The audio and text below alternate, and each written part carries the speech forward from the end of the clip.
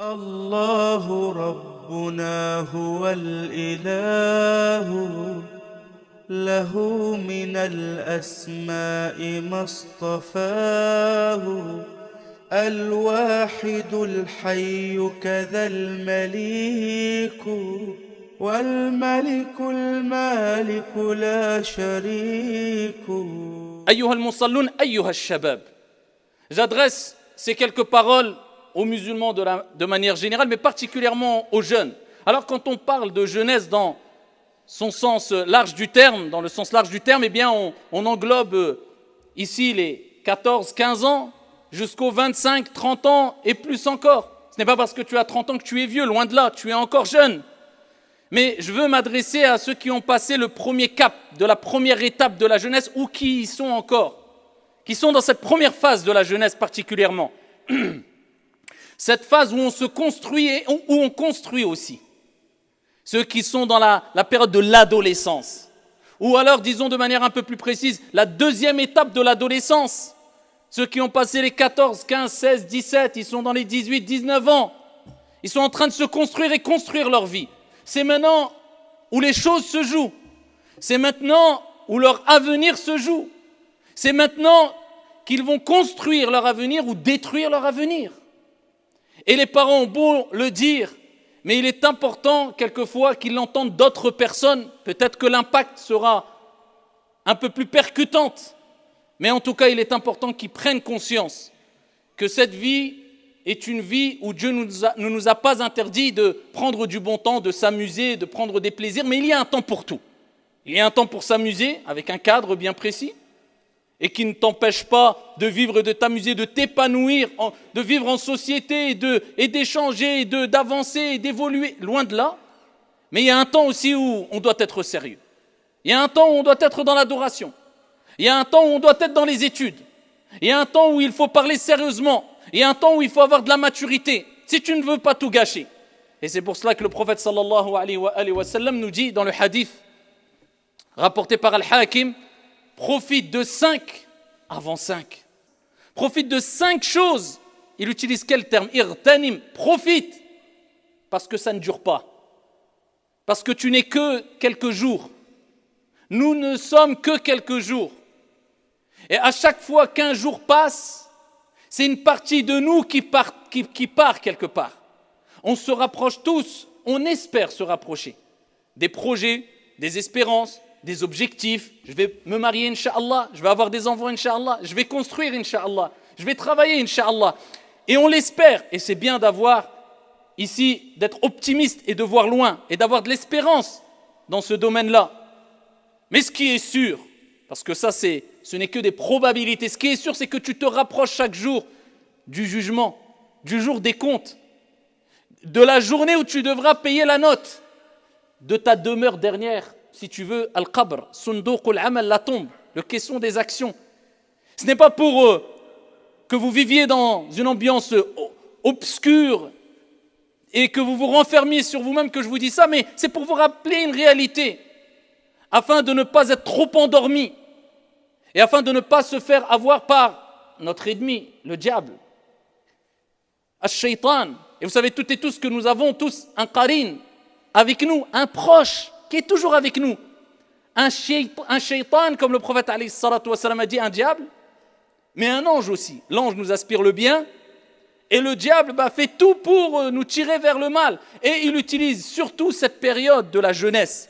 Il s'acharne contre la jeunesse parce qu'il sait que s'il détruit la jeunesse d'une personne, eh bien, fort possible qu'il a détruit toute sa vie. Donc il va s'acharner sur le jeune, sur la jeune, période où on est un peu faible, attiré par tout ce qui est amusement, tout ce qui est facilité, tout ce qui est détente. On n'a pas trop envie de travailler, de faire des efforts. C'est là où Shaitan s'acharne. Eh bien, c'est là où tu dois te souvenir du prophète alayhi salatu wassalam, du hadith, des paroles du prophète alayhi salatu wassalam.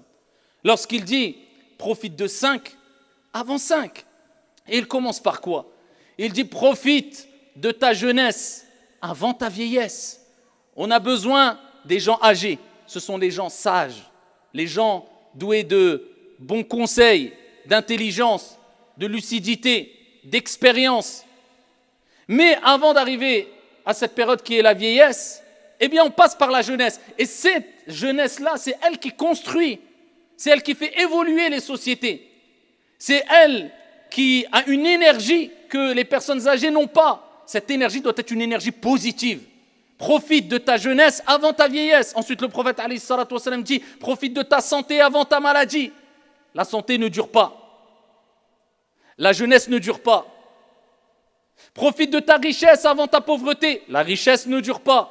Profite de ton temps libre avant ton occupation. Le temps libre ne dure pas. Et il dit alayhi salatu wassalam, et profite de ta vie avant ta mort. La vie ne dure pas. Ce n'est que des tests.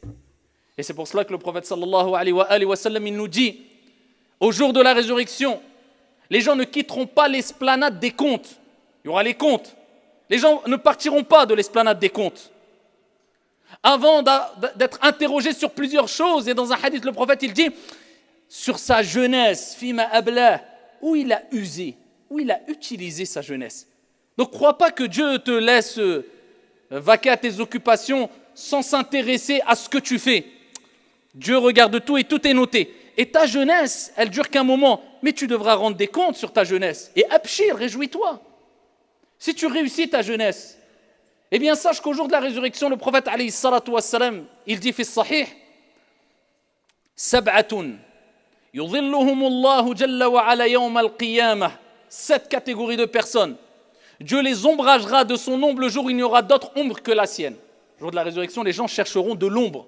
Vous avez vu quand vous êtes dans une situation où il fait extrêmement chaud, eh bien tu cherches de l'ombre. Mais ça, sache que peu importe le degré d'intensité de chaleur, dans tous les cas, le soleil est à des milliers de kilomètres de toi. Mais au jour de la résurrection, sache que le prophète nous a informé que le soleil sera à quelques centimètres de nous. Et les gens sueront selon la quantité de péchés qu'ils ont commis ici-bas. Eh bien, cette journée-là, les gens seront assoiffés. Les gens chercheront de l'ombre. Et il y a plusieurs catégories de personnes qui seront ombragées par l'ombre de Dieu le jour où il n'y aura d'autre ombre que la sienne. Regardez l'opportunité, regardez ce que Dieu va offrir à ces catégories de personnes. Et parmi ces catégories de personnes, le prophète alayhi salatu wassalam a dit, qui seront ombragés? Il dit alayhi salatu wassalam, shabun, un jeune, garçon ou fille, qui a grandi fi ibadatillahi azza wa jalla, qui a grandi dans la ibada, dans l'obéissance, dans l'adoration de Dieu. C'est-à-dire qu'il a tout ce qui est bon, Dieu, ce qu'il lui a recommandé de bon, il ne s'en est pas écarté. Il a gardé cette relation avec son Seigneur, qui lui inspire le bien, qui lui recommande de s'écarter du mal, du vol, du mensonge, de l'hypocrisie, de la mauvaise fréquentation, d'opprimer les gens, de frapper, de tuer, Eh bien, il a grandi dans cette ambiance. Dans fi ibadatillah, il n'a pas lâché sa prière, il n'a pas lâché sa relation avec le Coran, avec le Coran, Kalamullahi azza wa jal, qui sera un témoin pour ou contre toi au jour de la résurrection. Eh bien, celui-là, le jeune qui a grandi dans cette adoration, sera préservé. Est-ce que les jeunes ont pris conscience de cela, qui peuvent avoir cette opportunité, ce cadeau au jour de la résurrection, donc ne gâchez pas ça. Et quelques conseils pour éviter de s'égarer chez les jeunes, et de manière générale, je dirais même le plus important, je pense, des conseils, eh bien, c'est méfiez-vous de la mauvaise fréquentation. Allah Jalla wa Ala dit dans le Coran, Al-Akhillah. Il a utilisé le terme quoi? Khalil. C'est quoi Khalil? C'est pas l'ami. C'est l'ami intime, l'ami proche. Celui avec qui tu te confies, avec qui tu te dis, celui-là c'est mon pote. Jusqu'au bout, quand il y a un problème, c'est le premier à te vendre. Celui-là, il va... Ou quelquefois, Shaitan rentre par des portes. Eh bien, Allah, il dit dans le Coran, Al-Akhillah, les amis intimes, Yawma idhin, au jour de la résurrection, eh bien, ce seront des ennemis les uns des autres. Il dira, Ya Allah, anabari ou minhu. Ya Allah, je me désavoue de lui. Ba'da aliya. Déjà, juste un petit problème ici-bas, regardez les réactions. Ouais, ça au jour de la résurrection. Tu vas dire, ouais, je suis ton ami. Wallahi, chacun va prendre la fuite. Nafsi, nafsi, nafsi. Chacun va se préoccuper de sa propre personne. Et c'est pour cela qu'Allah Jalla wa Ala dit, Al-Akhillah, Yawma idhin, ce jour-là, ils seront des ennemis les uns les autres. Illa al-muttaqin. Sauf qui? Sauf les pieux, sauf les vertueux, sauf ceux qui étaient dotés de vertu, de piété, de bon comportement. Il n'y a que ceux-là qui, ça sera bénéfique pour eux leur amitié. C'est pour ça que le prophète il dit dans Sahih Muslim, Allah Jalla wa Ala, eh bien, il permettra à ceux qui se sont aimés en son nom, en Dieu, d'être dans un endroit tel que les prophètes et les envoyés diront Ya Allah, nous on est nahnu al-anbiya wal-rusul, man haoula. Ils verront des passerelles de lumière. Mais qui sont ceux-là? Nous on est des prophètes, des envoyés. C'est qui ceux-là? Et Allah Jalla wa Ala dira Al-mutahabbouna fi jalali. Celles et ceux qui se sont aimés en mon nom glorieux. C'est-à-dire, ils ont eu un amour pas d'intérêt. Dieu n'inspire que le bien. Ils se sont aimés pour le bien, pas des intérêts, voilà, parce que je vais gagner ceci ou cela avec lui. Non, je vais gagner des choses positives pour ma vie d'ici-bas et mon au-delà. Eh bien, ces amis-là, qui te poussent vers le bien, qui te poussent à rester suivre tes études, à respecter l'autre, peu importe sa confession ou autre, à être miséricordieux comme le prophète alayhi salatu wassalam nous l'a enjoint, à s'accrocher à ta prière, à ton apprentissage du Coran, etc. Eh bien, ce sont ceux-là qui te seront bénéfiques, Abdallah. C'est pour ça que le prophète alayhi salatu wassalam, il dit la personne est sur la voie, le comportement de celui qu'il fréquente, que chacun d'entre vous voit vraiment bien. Fasse attention à qui il fréquente. Tu vas être influencé, que tu le veuilles ou non. Ne dis pas non, mais moi j'ai mes convictions, je sais ce que je fais. Wallahi, t'as beau être qui tu veux, t'as beau être un pieux, t'as beau être un saint, t'as beau être. Tu fréquentes des gens mauvais, tu es obligé de d'éteindre. Et allez voir ce qui se passe dans certaines cités, sans généraliser. Une partie de la jeunesse, sans généraliser. Qu'est-ce qui a fait que, eh bien, il se passe ce qui se passe? Beaucoup finissent en prison. Beaucoup finissent tués avec une balle pour un règlement de compte.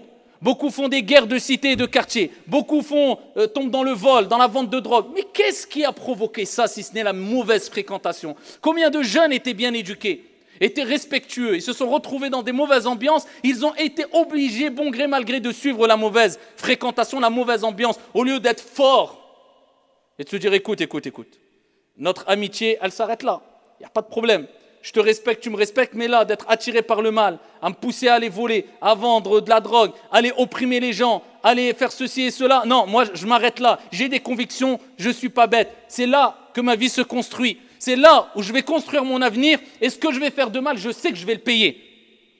Et allez voir maintenant, aujourd'hui, dans les cités, on entend de plus en plus des règlements de compte, des jeunes qui meurent. Pourquoi? Tu es rentré dans mon quartier, tu n'es pas chez toi. Mais toi aussi, tu n'es pas chez toi. Mais tu te crois où? Et tu te prends pour qui?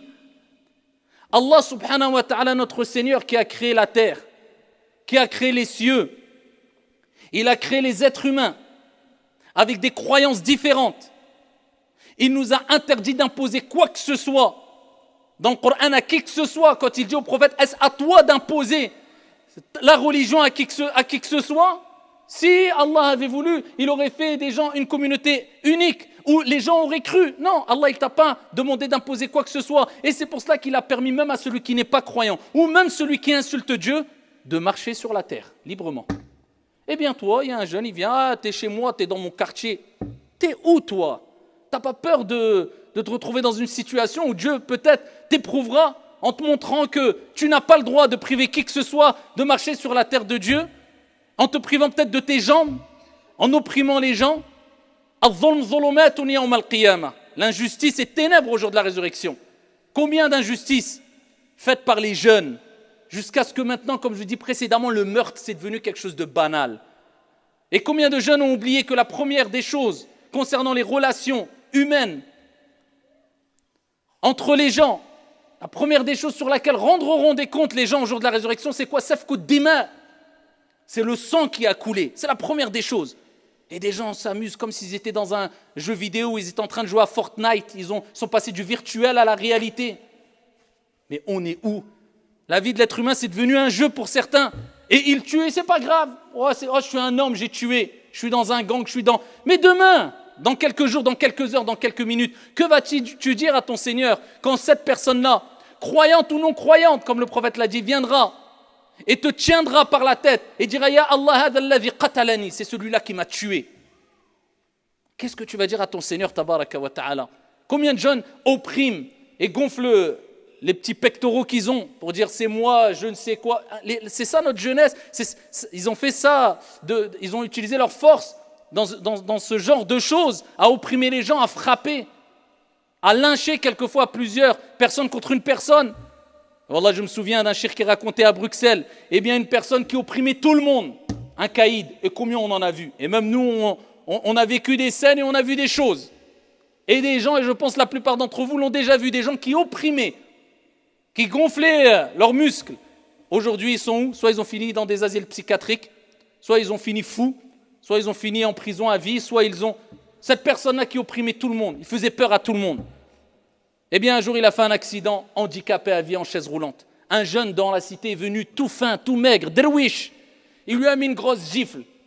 Et il lui a dit, tiens, je te rends maintenant ce que tu m'as donné pendant des années. Humiliation. Pourquoi? Kamatadin ou tudan. Comme tu feras, on te fera. Et la chose que Dieu déteste le plus, eh bien, c'est quoi? C'est d'opprimer les autres. C'est d'être orgueilleux. وَعِبَادُ الرَّحْمَنَ الَّذِينَ يَمْشُونَ عَلَى الْأَرْضِ هَوْنًا. Allah, il dit, les serviteurs du miséricordieux, ce ne sont pas les jeunes qui ce sont ceux qui marchent sur la terre de manière humble, modeste. C'est ceux-là qui gagnent le cœur des gens. C'est ceux-là qui se font aimer. Donc méfiez-vous des fréquentations. Ne vous faites pas avoir. Choisis tes fréquentations. Dis-moi avec qui tu fréquentes ou avec qui tu traînes, je te dirai qui tu es.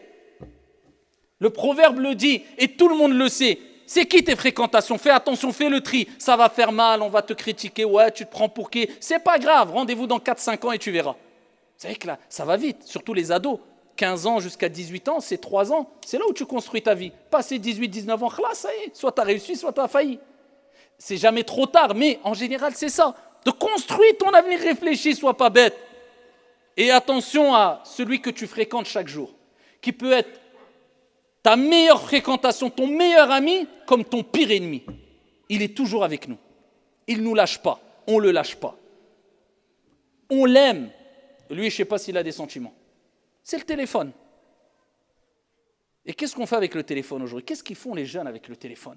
Maintenant, vous savez très bien, hein, nous, on a connu le téléphone qu'à, je ne sais pas, 30 ans, ou je ne sais pas comment. Maintenant, ça fait 5 ans, il a le téléphone, il rentre dans les applications, il connaît mieux que toi. Même quand tu bugs, tu appelles ton fils de 7 ans, règle-moi le problème, s'il te plaît. Le monde est dans le téléphone. Maintenant, si on ne va pas donner des outils à cette jeunesse-là pour comprendre que Dieu nous regarde, fais attention, contrôlez ce qu'ils regardent dans les téléphones, dans les réseaux sociaux. Mais qu'est-ce qui va se passer comme dégâts? Pour cela que le téléphone, ça peut être ton meilleur ami car il t'aide, il peut te venir en aide quand tu es dans une situation critique ou autre, comme ton pire ennemi. Et celui qui va t'égarer. Donc, prends en compte que même ton téléphone, c'est une fréquentation. Fais-en une bonne fréquentation. Utilise-le à bon escient et attention de perdre ton temps. Les choses vont très vite. Parmi les recommandations, eh bien, je dis aux jeunes que la colère d'Allah Azza wa Jalla, elle est dans la colère des parents et la satisfaction d'Allah est dans la satisfaction des parents, comme le prophète alayhi salatu wassalam a dit. Wallahi, aujourd'hui, quand on voit le manque de respect qu'il y a des jeunes vis-à-vis de leurs parents, on se dit c'est normal qu'ils ne respectent ni leurs professeurs, ni la société, ni les gens dans les quartiers, ni les personnes âgées. Son père et sa mère, à peine, il lui dit bonjour, assalamu alaikum. À peine il lui dit merci quand ses parents lui rendent un service. À peine il sourit à ses parents. Et je passe ceux qui, Allah il dit fala taqul lahuma ouf, ne leur dis pas ouf. C'est un grand péché. Je parle même pas de ceux qui insultent leurs parents ou oh tu me saoules. À 8 ans, 10 ans, oh c'est bon. Oui mais c'est bon. On en est où ayyuha al-akhyar? Ici, si on a cassé ce respect entre les parents, vous espérez une seconde que votre enfant va respecter son enseignant à l'école? Va respecter une personne âgée? Nous, juste à notre époque, alors que déjà nous on manquait beaucoup de respect, mais déjà nous à notre époque on voyait juste quelqu'un de plus âgé, on avait honte, on baissait la tête, on était mal à l'aise. Maintenant c'est la personne âgée, quand il parle avec des jeunes il est mal à l'aise. Le jeune, même il a 10 ans, il est très à l'aise, même pas souriant, même pas rien du tout, zama je suis je ne sais quoi. On en est arrivé là. Wallahi, si on ne remet pas les pendules à l'heure, si on ne reprend pas un réglage convenable, ça risque de créer des dégâts. Et là, je m'adresse aux parents car ils ont une part de responsabilité, mais aussi aux jeunes. On est en période de vacances, je profite, je sais qu'il y a des jeunes et qui ne sont pas bêtes et qui réfléchissent. Eh bien, prenez ces recommandations, pas comme une morale qui vous saoule, mais comme des conseils qui seront bénéfiques pour votre vie d'ici-bas et éternellement, Inch'Allah, et vous ne le regretterez jamais. Et nous, on a vu combien de jeunes avec qui on était, 30 ans sont passés, 40 ans sont passés, ils n'ont pas pris le droit chemin, ils ne se sont pas rangés. Tu vas les voir aujourd'hui, même endroit, même emplacement, toujours dans les mêmes délires malheureusement. Rien n'a changé, rien n'a bougé. Alors que l'autre personne, peut-être en 5 ans, il s'est marié, il a eu des enfants, il a construit, il a acheté, il a travaillé, Est-ce que tu compares le bien et le mal? N'oublie jamais que Shaitan fera tout, surtout quand tu es jeune, pour t'égarer. Parce qu'il se dit, si je rate maintenant, ça sera difficile après. Mais si je réussis maintenant, eh bien, j'aurai tout gagné parce que c'était le moment où c'était le plus facile de l'égarer. Accrochez-vous à vos études. Allez voir dans d'autres pays, qu'est-ce qui se passe? Ils font des 2 heures de marche. Ils passent par des jungles. Ce n'est pas des bobards ce que je vous raconte. Hein. Allez voir même dans des pays du Maghreb, comment ils galèrent, Msakin, pour arriver dans une classe quand c'est l'hiver. Il n'y a pas de chauffage, hein, comme ici. Et les études, ce n'est pas le confort qu'on a aujourd'hui et la gratuité que vous pouvez avoir et les aides que vous pouvez avoir. S'ils avaient ça, mais ça ne serait pas des médecins, des chirurgiens, mais ça serait... Mais là, aujourd'hui, quand on voit des jeunes qui sont juste au lycée, on est content. Ah, Bada, il a été jusqu'au lycée. Vous imaginez, la barre, elle a été mise où? Les Arabes ont inventé les chiffres, ils ont inventé le zéro. Nous, aujourd'hui, illa man rahimallah, sauf à celui à qui Allah a fait miséricorde, on a l'impression qu'on n'a pas passé la barre des zéros. Et je ne veux pas faire, oui, la communauté égarée, il n'y a pas de bien dans la communauté. Non, il y a un grand bien dans la communauté. Chez les musulmans, chez les gens de manière générale, tu trouveras du bien et du mal. Mais c'est une réalité. On ne met plus assez la barre haute. On ne profite plus des bienfaits que Dieu nous a donnés. À travers les études, accrochez-vous à vos études, c'est votre avenir. Vous, aujourd'hui, vous avez vos parents qui s'occupent de vous. Vous avez l'impression que ça sera toujours aussi facile. Non, demain, eh bien, vous serez confrontés à la vie. Et là, il faudra travailler, arracher un poste si tu le veux vraiment. On ne va pas tout te servir sur un plateau. Réfléchis, tu as 2-3 ans pour te donner à fond et pour prendre un bon envol. Et il y aura des turbulences, c'est tout à fait normal. Mais Inch'Allah ta'ala, si tu es ferme et si tu restes droit dans tes bottes et si tu comprends qu'est-ce que c'est que les priorités, tu réussiras, Inch'Allah tabaraka wa ta'ala. Accroche-toi à ta prière. La félicité, elle est aussi dans la religion, bien sûr. Elle est dans ta prière, dans ta relation avec Dieu. On a été créé pour vivre, s'épanouir, pour s'amuser, pour être sociable, mais pour et surtout pour pour adorer notre Seigneur tabaraka wa ta'ala. Et le meilleur acte d'adoration pratique, c'est salat. Accroche-toi à ta prière. Au Coran, combien de jeunes ils ont des capacités, on les voit même ici. 12-13 ans, wallah, ils t'apprennent 1 page par jour facilement. Tellement paresseux, tellement qui sont occupés à regarder des 3 heures de vidéos sur YouTube d'une personne qui est en train de regarder un kebab pendant 48 heures. Certains jeunes, ils se reconnaissent. Hein, que tu lui dis, reste 20 minutes, fais un petit effort, apprends le Coran, ça va travailler tes méninges. Ton cerveau, c'est la clé de l'ilm. Si quelqu'un apprend facilement une page de Coran, t'inquiète pas, ses leçons, il va les retenir facilement. Eh bien, je peux pas. Pendant 1 an, il reste avec une demi-page de Coran qu'il a pris alors qu'il pourrait faire beaucoup plus. Réveillez-vous. C'est ça, c'est dans cela qu'est la réussite. Et ce n'est pas dans autre chose. Donc accrochez-vous à votre prière, respectez, apprenez à respecter les autres si vous voulez être respecté. Et repentez-vous auprès d'Allah Azza wa Jalla. Et peu importe les péchés que vous avez faits, ne désespérez jamais de la miséricorde d'Allah. Allah dit dans le Coran, قُلْ يَا عِبَادِيَ الَّذِينَ أَسْرَفُوا عَنْ أَنفُسِهِمْ عَلَى أَنفُسِهِمْ لا تقنطوا من رحمة الله إن الله يغفر الذنوب جميعا إنه هو الغفور الرحيم. Oh, vous mes serviteurs qui avez commis des excès à vos propres détriments, ne désespérez pas de la miséricorde d'Allah Azza wa Jalla. Allah pardonne tous les péchés. Allah Azza wa Jalla, c'est le pardonneur, celui qui accepte le repentir. Juste repens-toi sincèrement. C'est quoi repentir? Se repentir, regretter ce que tu as fait. Avoir la ferme résolution de ne plus recommencer. Délaisser le péché et réparer le péché si tu as fait du mal à quelqu'un en lui disant pardon. Voilà, tu t'es repenti, celui qui se repent, Allah accepte son repentir. Et pour terminer, restez surtout et toujours sur la voie de l'wasatiyya, du juste milieu.